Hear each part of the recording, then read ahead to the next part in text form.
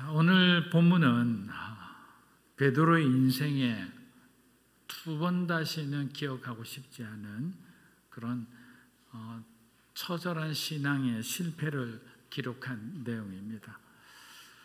하지만 그는 실패했지만 그의 삶을 아는 사람은 비난하기보다는 오히려 안타까워합니다. 그래서 베드로라는 사람을 우리는 더욱더 궁금해하는 것 같습니다. 형제 안드레의 전도를 받아 예수님을 처음 만난 베드로는 예수님께서 공생의 사역을 시작하는 시점부터 그리고 예수님께서 돌아가시고 또 승천하시는 그 시간까지 늘 함께 있었던 제자 중에 제자였던 것입니다. 베드로와 주님의 두 번째 만남은 아주 드라마틱한 만남이었습니다. 어느 날 베드로가 밤이 새도록 고기를 잡으려고 했으나 고기를 한 마리도 잡지 못했어요. 그러자 돌아와서 그물을 이렇게 씻고 있는 중이었잖아요. 근데 그때 예수님께서 베드로를 찾아오셔서 하신 말씀은 너무나 유명한 말씀입니다. 깊은 데로 가서 그물을 내리고 고기를 잡아라 그랬습니다. 일반 상식으로는 이해 안 되는 말씀을 하신 거죠. 깊은 데는 고기가 없기 때문입니다. 그런데 베드로는 어떻게 했을까요? 누가복음 5장 2절에서 6절을 한번 보겠습니다. 호숫가에 배 두 척이 있는 것을 보시니 어부들은 배에서 나와서 그물을 씻는지라. 예수께서 한 배에 오르시니 그 배는 시몬의 배라. 배에서 무리를 가르치시더니 말씀을 마치시고 시몬에게 이르시되 깊은 데로 가서 그물을 내려 고기를 잡으라. 시몬이 대답하여 이르되 선생님, 우리들이 밤이 새도록 수고하였으니 잡은 것이 없지만 말씀에 의지하여 내가 그물을 내리리라 하고 그렇게 하니 고기를 잡은 것이 심히 많아 그물이 찢어지는지라. 자, 여기서 그런데 한 가지 의문이 듭니다. 베드로처럼 불같은 기질을 가진 사람이 겨우 한 번밖에 만나지 않은 그 예수님의 말씀을 듣고 이미 그물 정리가 다 끝났음에도 다시 배를 띄워서 그물을 내릴 수 있다는 것은 사실상 그를 알고 있는 사람에게는 이거는 불가능한 일이죠. 베드로의 기질과 성품은 자기중심적이었고 자기가 모든 것을 안다고 생각한 사람이었기 때문입니다. 그런데 이러한 자기의와 자기애가 강한 베드로가 순종할 수 있었던 이유는 무엇일까요? 누가복음 5장 3절을 보면 예수님께서 어느 한 배에 오르셨다고 말씀하고 계십니다. 그런데 바로 그 배가 베드로의 배였거든요. 여러분 한번 생각해 보세요. 예수님께서 베드로의 배에 오르시는 순간 하나님의 임재가 그 배 가운데 가득했을 거예요. 또 그 배는 하나님이 지배하시는 배가 된 거죠. 아무것도 그 어떤 세상의 것도 들어올 수 없는 그런 완전한 성령 충만한 상태가 되었을 거예요. 여러분의 가정도 마찬가지입니다. 예수님이 우리의 가정에 찾아오는 순간 저와 여러분의 가정은 하나님이 지배하시는 가정이 되는 거예요. 성령의 임재가 충만한 가정이 되는 거예요. 그러니까 우리가 세상 생각할 틈이 없죠. 서로의 마음을 이렇게 얼굴을 붉힐 필요가 없는 거예요. 어떤 갈등도 해소될 수밖에 없는 것이 바로 하나님의 임재라는 거죠. 그런데 그 임재 안에서 예수님께서 가장 무엇을 해주셨냐면 말씀을 전해주셨다는 거예요.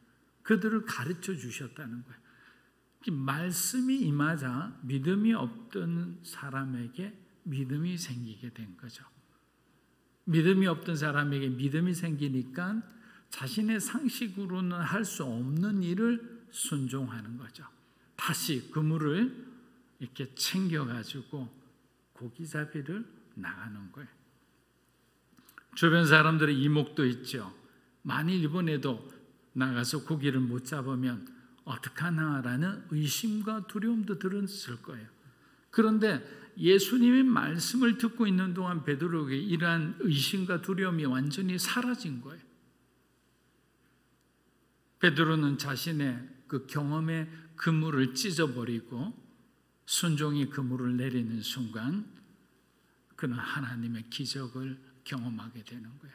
사랑하는 여러분, 여러분의 그 소중한 경험도 사실 하나님께서 귀하게 사용하세요. 그러나 하나님께서 여러분에게 여러분의 상식을 깨뜨리는 그런 말씀을 하시더라도 그분이 하나님이시라면 여러분의 그 경험을 내려놓고 하나님의 말씀에 순종하시기를 주님의 이름으로 축복합니다. 우리가 하나님의 말씀을 붙들고 나아갈 때 하나님은 우리의 순종을 통해서 역사하시는 거예요. 누가복음 5장 11절 한번 보세요. 저희가 베드로를 육지에 대고 모든 것을 버려두고 예수를 쫓으니라. 자, 하나님을 만났더니 그들의 인생에 대전환이 일어났습니다. 베드로는 그동안 자신이 추구하고 의지하던 모든 것을 버리고 그리스도를 생명처럼 여기며 지금까지 주님과 함께 동행해온 그런 충성된 제자였던 겁니다. 그런데 오늘 밤 베드로의 모습은 우리가 보기엔 너무 낯설어도 너무 낯선 모습이죠. 감람산에서 보였던 그 패기는 어디에 갔습니까? 다른 사람은 배반해도 주님처럼 배반하지 않겠습니다. 절대로 저는 주님을 떠나지 않겠습니다.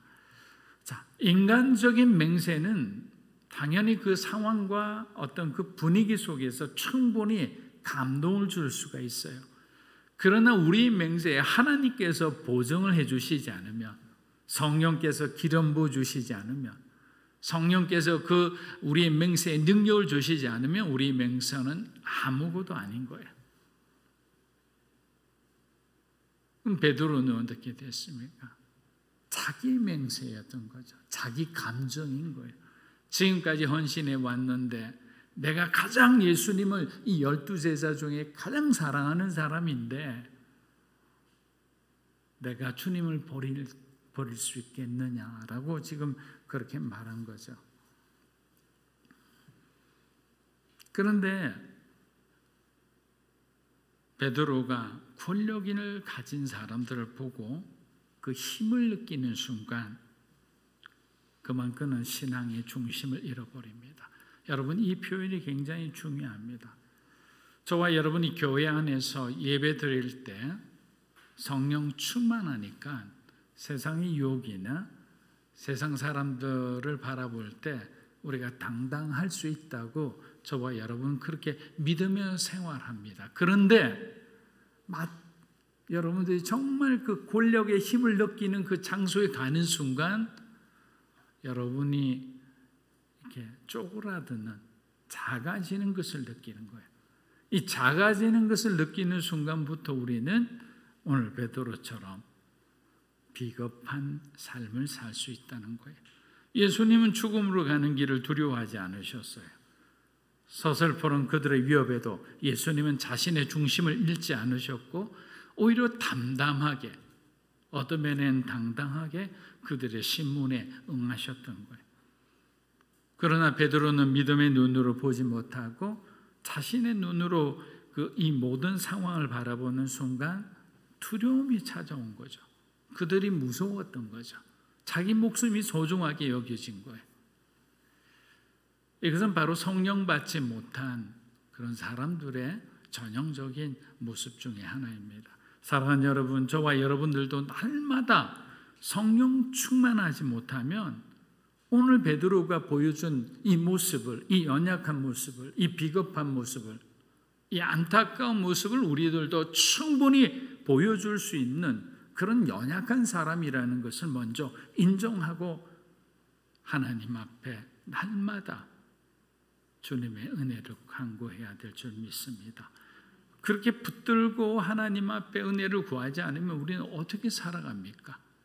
어차피 주님께서 우리에게 주신 목적이 하나님의 영광을 위해 살게 했는데, 그 영광을 위해 살기 위해서는 우리가 하나님 앞에 포도나무에 그 가지가 붙어 있는 것처럼 붙어 있어야 되잖아요. 붙어 있지 않고 다른 데 붙어 있어서 하나님을 찬양하고 하나님 위해 일한다고 한다면 그는 말이 안 되죠. 마가복음 우리 14장 54절에서 55절 읽어보겠습니다. 베드로가 예수를 멀찍이 따라 대제사장 집 안까지 들어가서 불을 쬐더라. 대제사장들과 온 교회가 예수를 죽이려고 그를 칠 증거를 찾되 얻지 못하니. 자, 54절까지만 해도 베드로가 뭔가 주님을 위해 일을 벌이려나 이런 생각을 할 수도 있습니다. 제자들 다 도망갔는데 베드로는 지금 주님이 계신 어떻게든 대제사장의 그 뜰 안까지 들어와 있는 거죠. 그리고 그 대제사장에서 어떤 일이 일어났느냐, 신문이 있는데 대제사장이 이제 예수님 앞에 예수님을 고발한 사람을 막 데리고 오기 시작했는 거죠. 그런데 그때 굉장히 웃기는 상황이 벌어지기 시작했던 거죠. 그게 뭐냐면 증인들이, 예수님을 고발하는 사람들의 증언들이 맞지가 않는 거예요. 이 사람은 이렇게 말하고 저 사람은 저렇게 말하고. 그런데 유대법에 따르면 증인은 항상 2명 이상이죠. 그리고 그들이 말하는 것은 반드시 일치해야 한다고 합니다. 그런데 이 대제사장과 이 서기관이라는 사람은 너희 이웃을 위해 거짓 증거하지 말라는 그 10계명을 어기면서까지 예수님을 욕보이려고 하는 거죠. 어떻게든 예수님을 잡아 죽이려고 하는 거예요. 높은 위치에 있고 사람을 섬기는 그런 지도자의 위치에 있으면서도 탐욕의 눈이 머는 순간부터는 자기들의 그 영적인 밸런스를 잃어버리죠. 삶의 목적을 잃어버리죠. 방향도 잃어버리게 되는 거예요. 처음에는 그들도 순수하게 하나님의 말씀을 연구하려고 바리새파에 들어갔을 거예요. 그런데 그곳에서 권력을 본 거죠. 돈을 본 거죠. 사람들이 자기를 칭송하는 명예를 본 거죠. 그래서 그 제사장 나라를 끝까지 유지하려고 했지만 하나님의 아들 예수님이 오셔서 하나님 나라를 선포한 거죠. 천국 복음을 전하신 거죠. 그러니까 반드시 죽이면 안 되는 존재가 됐던 거예요. 여러분, 우리가 신앙생활하면서 우리 마음 가운데 때로는 하나님이 기뻐하지 않는 그런 일들을 할 때가 있어요. 그러면 우리의 마음은 어떻습니까? 우리의 욕심을 죽이나요? 여러분의 안에 끌어오는 어떤 욕망을 죽이나요? 그렇지 않죠. 욕망을 살린다는 말은 여러분들이 주님을 죽였다라는 말이 되는 거예요. 그래서 항상 성령 충만을 위해서 우리는 하나님 앞에 기도해야 하는 겁니다. 그런데 문득 이런 생각이 좀 났습니다. 베드로는 예수님이 홀로 신문 받는 장면을 보면서 무슨 생각을 했을까? 예수님은 지금 홀로 이 모든 이 심판의 과정을 받으면서 예수님은 어떤 마음으로 지금 임하고 있을까? 사랑하는 여러분, 예수님께서는 이 겟세마네에서 기도하실 때 하나님께서 명령하신 그 잔을 마시기 싫었어요. 그러나 하나님께 자기의 뜻을 끝까지 주장하지 않으셨습니다. 우리가 자기의 뜻을 고집하고 주장하다가 세상과 가정에서 많은 실패를 맛보곤 합니다. 이것은 신앙인들도 예외가 아닙니다. 그래서 믿음의 사람이 가장 먼저 통과해야 할 관문이 바로 내 뜻을 내려놓는 거예요. 예수님께서는 제자들에게 분명히 말씀하셨어요. 마태복음 16장 우리 24절 한번 읽어보겠습니다. 이에 예수께서 제자들에게 이르시되 누구든지 나를 따라오려거든 자기를 부인하고 자기 십자가를 지고 나를 따를 것이니라. 자, 누구든지 나를 따라오려거든 자기를 부인하고 나를 따라와라 했잖아요. 이 말씀은 내 뜻을 내려놓을 수 있는 사람만이 주님의 제자가 될 수 있다는 것처럼 들려집니다. 여기서 내 뜻이라는 단어에는 뭐가 들어있습니까? 우리의 삶의 주인이 누구인지를 묻고 있는 거예요. 여러분, 반대로 한번 생각해 보세요. 여러분이 하나님의 은혜 가운데 있다면 우리는 우리의 생각과 우리의 뜻을 주장하지 않을 거예요. 하나님께서 보여주시는 대로 우리는 순종해 갈 거예요. 그런데 우리가 하나님의 어떤 그 기름 부음 안에 있지 않으면 우리는 우리의 생각과 우리의 뜻대로 살아가고자 하는 거예요. 그러니까 늘 충돌하죠. 늘 갈등하죠. 늘 삶에 혼란이 오죠. 되는 듯 하다가 안 되는 인생은 내 뜻대로 사는 인생인 거예요. 그런데 어렵지만 어렵게 가는데 결국에는 목적지 가는 사람들이 있는 거예요. 그 사람들은 하나님의 뜻대로 살아가는 사람이에요. 여러분 자신 한번 돌아보세요. 여러분 정말 하나님의 뜻대로 살아가시는지, 아니면 여러분 자신의 뜻대로. 나이가 들면요, 저도 50이 넘었으니까 나이가 들면 이 자기의 어떤 사고 체계를 바꾸기가 힘들어요. 그래서 어린아이 때부터 주일학교를 다니고 하나님 말씀을 배우고 한 사람들은 그래도 믿음의 씨앗이 있기 때문에 금방 자라게 돼요. 세가적으로 봐도. 우리의 생각과 그 가치를 내려놓으면 우리는 베드로의 기적을 맛보게 될 거예요.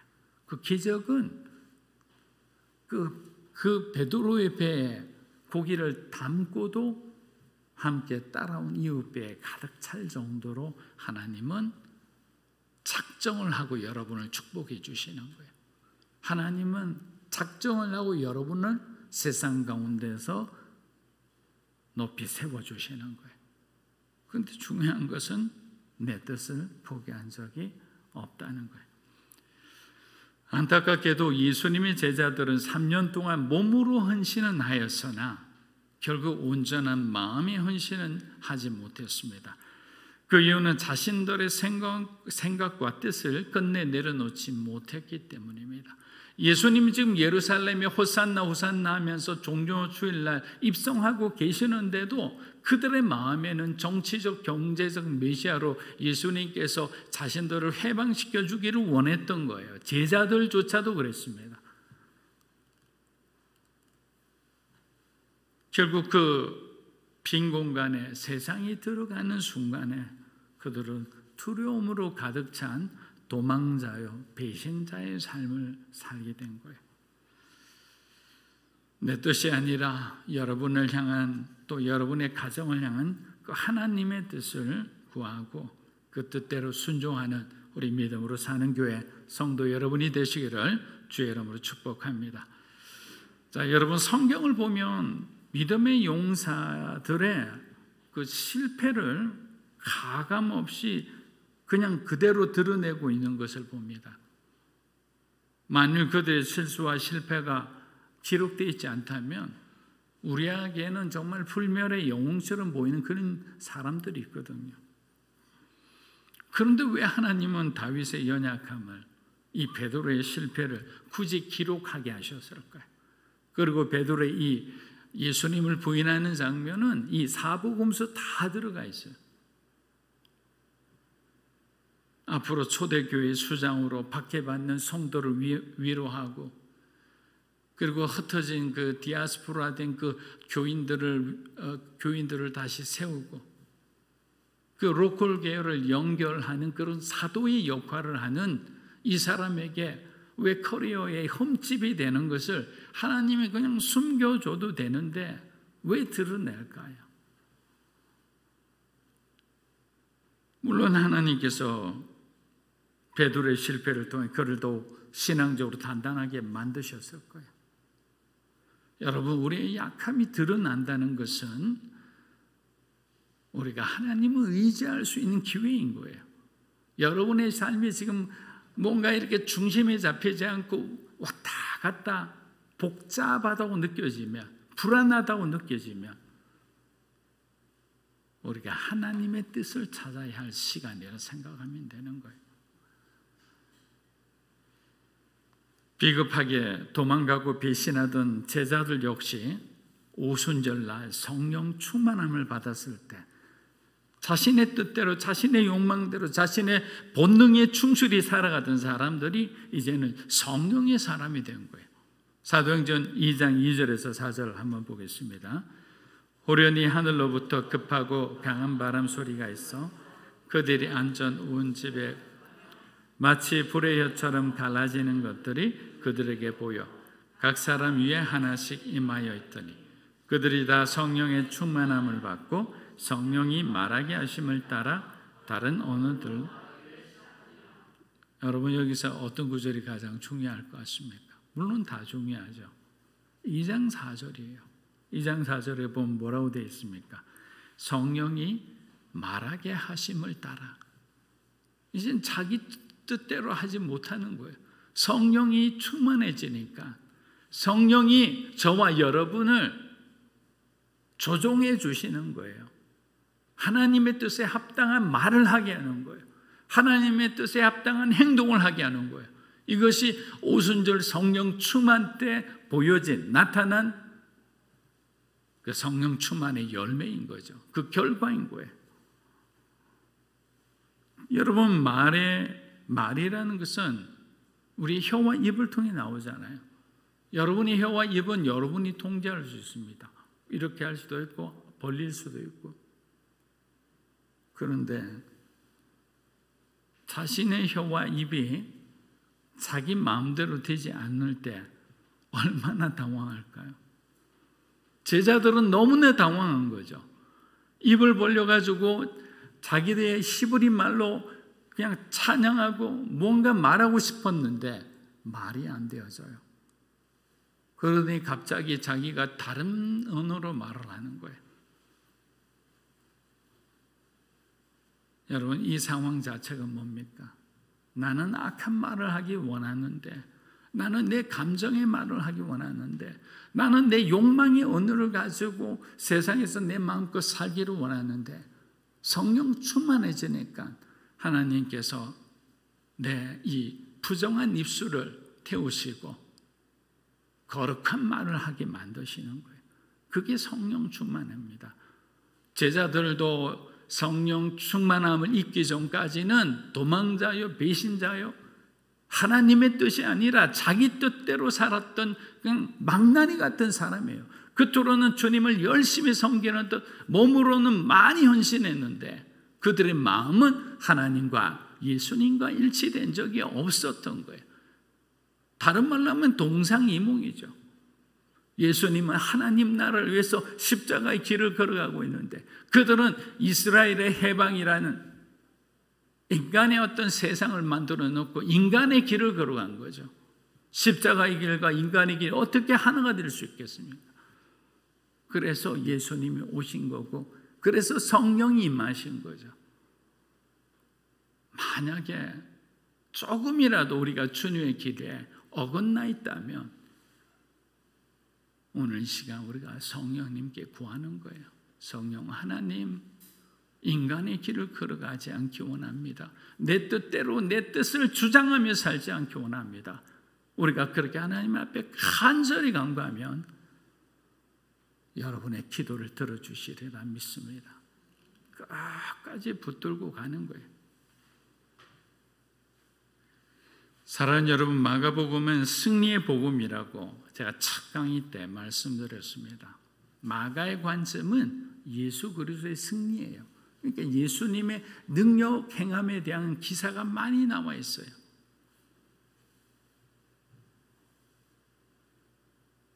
마가는 지금 우리가 믿는 예수님은 십자가를 지시지만 주님은 십자가 속에 갇혀 있지 않는 것, 사망의 그 음침한 곳에서 갇혀 있지 않고 3일 만에 부활하셔서 궁극적으로 승리를 너에게 갖다 주겠다는 것을 당시 핍박 가운데 있던 이 초대 교인들에게 이 복음의 메시지를 그는 전해주고 싶었던 거예요. 그래서 예수님께서 신문 받을 때도 예수님은 담담하고 당당했고, 예수님께서 말씀하시는 그 말씀, 내가 다시 오리라, 구름을 타고 다시 오리라는 그 말씀을 독자들에게 전했을 때 그 독자들이 그 말씀 하나 붙들고 그 시간에 고난과 박해를 견뎌낸 거죠. 우리 주님은 구름 타고 다시 오리라. 그 주님의 재림을 소망하는 마음으로 살았던 거예요. 믿음은 바로 이런 거예요. 거창한 거 아니에요. 여러분의 인생을 돌이키는 것은 한 말씀이에요. 레마의 말씀 하나가 여러분의 심장에 딱 꽂히면 여러분은 그거 붙들고 여러분의 평생을 살 수 있는 거예요. 힘들 때마다, 어려울 때마다, 여러분의 마음이 그냥 요동칠 때마다 말씀 딱 붙들고, 어떤 사람은 찬양이 말씀이 될 수도 있겠죠. 여러분, 믿음의 끝은 뭡니까? 믿음의 끝은 그리스도의 완벽한 승리입니다.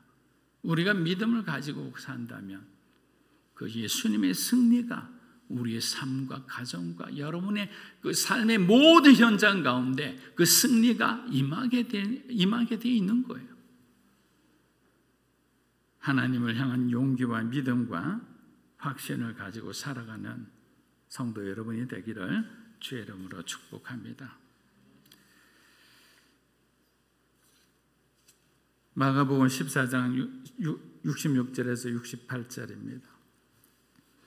베드로는 아랫뜰에 있더니 대제사장의 여종 하나가 와서 베드로가 불 쬐고 있는 것을 보고 주목하여 이르되 너도 나사렛 예수와 함께해서. 베드로가 부인하여 이르되 나는 내가 말하는 것이 무엇인지 알지도 못하고 깨닫지도 못하겠노라. 앞들로 나으세. 자, 베드로가 여기까지 온 것만 해도 장하다고 얘기하는 사람들도 있어요. 또 한편으로는 강한 갈릴리 억양을 가진 그가 여기 온 것은 무모하다라고 생각하죠. 다 예를 들면 예루살렘 사람이니까 다 서울 사람인데 어마어마하게 호남 사투리 하는 사람이 와 있으면 대화만 좀 해도 당신 어디서 왔냐? 이렇게 드러날 수밖에 없잖아요. 아랫뜰에서 재판을 보고 있던 베드로가 날씨가 추웠는지 불을 쬐러 왔습니다. 그때 한 여종이 그를 알아본 거죠. 그때 베드로는 당황하여 예수님과 함께 있었음을 부인합니다. 이게 첫 번째 부인이에요. 그리고 일어나 다시 도망가자 이제 두 번째는 예수님의 제자가 아님을 부인합니다. 그리고 마지막으로는 예수님이라는 사람조차도 자기가 모른다고 부인합니다. 그 부인의 정도가 점점 깊어지는 거죠. 마가복음 14장 69에서 72절 우리 마지막 구절 한번 보겠습니다. 여종이 그를 보고 곁에 서 있는 자들에게 다시 이르되 이 사람은 그 도당이라 하되 또 부인하더라. 조금 후에 곁에 서 있는 사람들이 다시 베드로에게 말하되 너도 갈릴리 사람이니 참으로 그 도당이니라. 그러나 베드로가 나는 너희가 말하는 이 사람을 알지 못하노라니 닭이 곧 두 번째 울더라. 이에 베드로가 예수께서 자기에게 하신 말씀 곧 닭이 두 번 울기 전에 내가 세 번 나를 그 일을 생각하고 울었더라. 믿음과 확신은 두려움을 이기고 충성된 삶으로 우리를 이끕니다. 그러나 의심과 두려움은 모든 것을 부정하고 변명하는 삶이 되어버리는 거예요.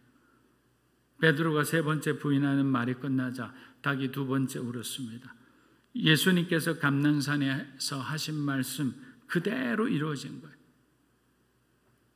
닭울음 소리가 귓가에 들리는 순간 그토록 사람들을 두려워했던 그 베드로가 온 그 대제사장의 어떤 뜰에 있는 사람들이 알아차릴 정도로 대성통곡을 합니다. 여러분, 여기서 울었다는 그 히브리어 단어의 뜻은 엎드려 대성통곡하다라는 뜻이에요. 그냥 훌쩍훌쩍 울은 게 아니에요. 그 우는 순간에 그는 그 자신의 잘못을 회개하기 시작한 겁니다. 그래서 베드로의 눈물은 자신의 오만했던 그 생각을 깨우친 눈물이라 합니다. 베드로의 눈물은 주님을 향한 슬픔과 회개의 눈물이었다고 말합니다. 베드로의 눈물은 주님을 향한 그 사랑의 눈물이었다고 말합니다. 너무나 사랑하는 분을 눈앞에서 거절하고 그리고 그분의 스쳐가는 마주치는 눈을 바라보고 닭이 울자 베드로는 너무나 가슴이 아팠던 거죠. 결국 울음을 통해 그는 회개합니다. 여러분, 이곳에서 베드로의 울음이 없었다면 요한복음 21장의 그 베드로의 회복 장면은 일어날 수가 없는 거예요. 여러분, 실수했다고 실패했다고 그냥 좌절하지 마세요. 예수님과 이 일반 제자들의 차이는 뭐였습니까? 예수님은 하나님이 자신에게 주신 그 사명에 대한 믿음과 용기와 확신이 있었던 거예요. 그러나 이들은 두려움으로만 가득 찼습니다. 사랑하는 여러분, 하나님께서 여러분에게 어떤 꿈과 비전을 주신다면 여러분 절대로 그것을 인간적으로 계산하지 마세요. 먼저 기도하세요. 그리고 하나님께서 여러분에게 반드시 그것을 내게 주신다는 믿음을 가지세요. 그리고 용기를 내어서 그 보여주시는 그 일에 도전을 하세요. 그리고 진행되다 보면 여러 가지 힘든 일이 당연히 일어납니다. 그때마다 우리 마음이 요동쳐서는 될까요? 되지 않지요. 확신을 가져야 되는 거예요. 하나님이 주신 것이야. 잠시 어려움이 있지만 마지막까지 주님이 끝까지 이루게 해주시리라. 확신을 가질 때 그 기적은, 그 축복은 여러분의 것이 되는 거예요. 중간에 막 확신이 흔들리고 이 산이 아닌가벼 뭐 해보지도 않고 조금만 어려움이 오고 조금만 자극이 와도 그냥 그저 포기해버리면 아무것도 안 되는 거예요. 믿음을 가지세요. 하나님 주시는 그 확신 안에 거하세요. 그리고 세상을 향해 용기를 가지고 주님이 허락하신 제자의 길, 십자가의 길을 걸어가는 여러분들이 되시기를 주님의 이름으로 축복합니다.